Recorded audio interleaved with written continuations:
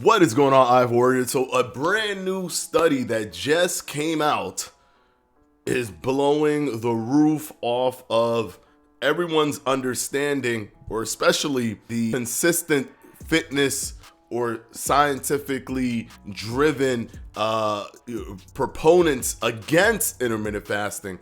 This new study, which I highly doubt they're going to touch because it's really strong, is showing that intermittent fasting actually burns more fat. Now, this is something that we've always said was the case here on Fledge Fitness because the energy substrate is being switched over. When people only focus on the calorie or energy expenditure and they just focus on that, they miss the bigger picture, because you could be losing a bunch of calories in glycogen because you keep refilling the glycogen and replenishing the glycogen, as opposed to consistently losing a lot of calories in body fat specifically, because that's what triggers when you do intermittent fasting, which is why when we see all these studies, no matter how they try to cut it and slice it, more body fat is lost in the intermittent fasting group, no matter how close to the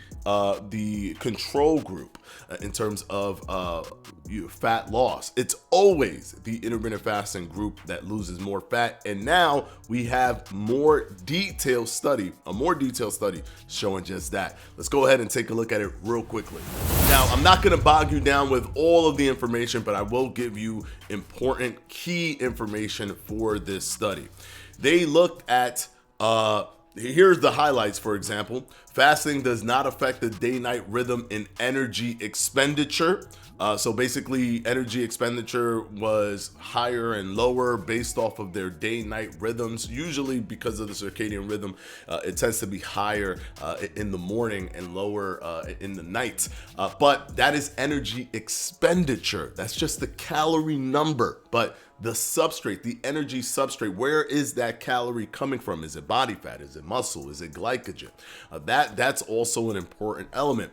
The 24-hour fluctuations in substrate oxidations are driven by food intake. Fat oxidation progressively becomes higher when fasting.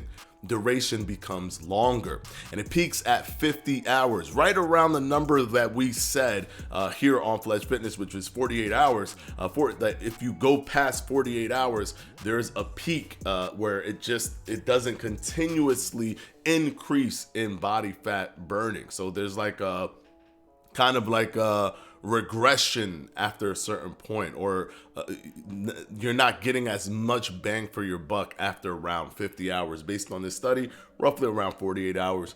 The same time we've mentioned here for many years. Carbohydrate oxidation diminishes to minimal quantities when fasting. Now, let me quickly just break down what they did. They had 12 men, 12 lean, healthy men. So keep that in mind. That was the sample size.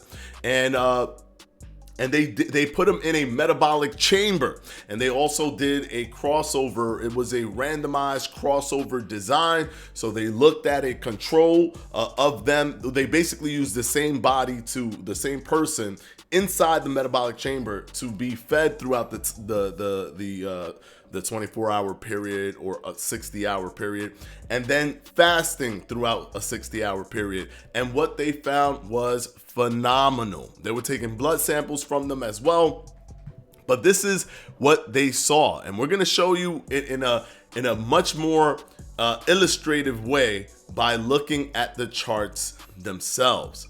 Now, look at this chart right here. Let's go ahead and zoom in a little bit. So this is the energy expenditure. Notice the fasted, the higher this is, so the higher you see the blocks here, whatever block is higher is doing more energy expenditure, right? The black boxes are fasted when they were doing the fasted state, which started from 8 o'clock in the morning, skipping breakfast and going throughout the day.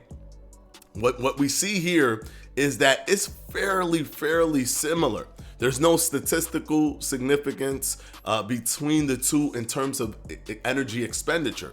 They're burning the same amount of calories. This is what I've always said. Hey, they're going to burn the same amount of calories. They're going to be close because it's all about your energy input and output, regardless of if you're fasting or not. But the difference is the thing that you're burning, the energy source that you're tapping into. And here we start to see it. Respiratory exchange ratio, it's a little bit higher. It's higher for the fed state. Activity count, so they have the same amount of activity. They had them do the same amount of activity because they're in a metabolic chamber, guys. They're eating right in front of the researchers. They're not going home. They're staying there throughout the entire process.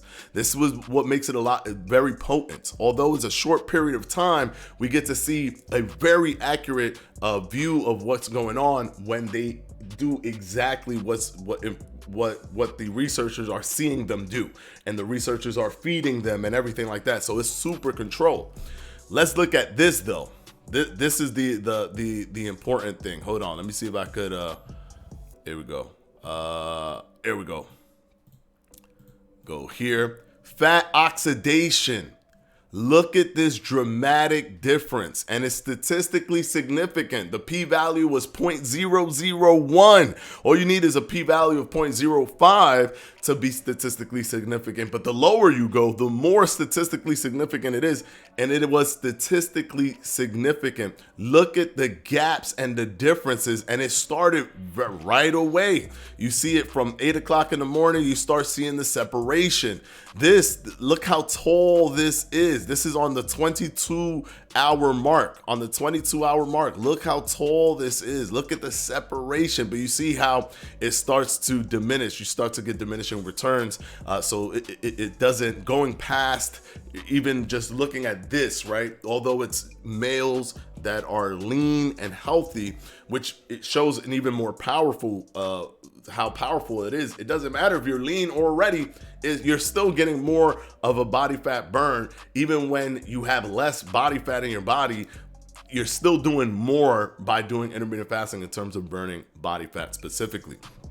But you can see that there's this dramatic gap between how much fat is being oxidized by the fed group and how much is being oxidized by the fasted group.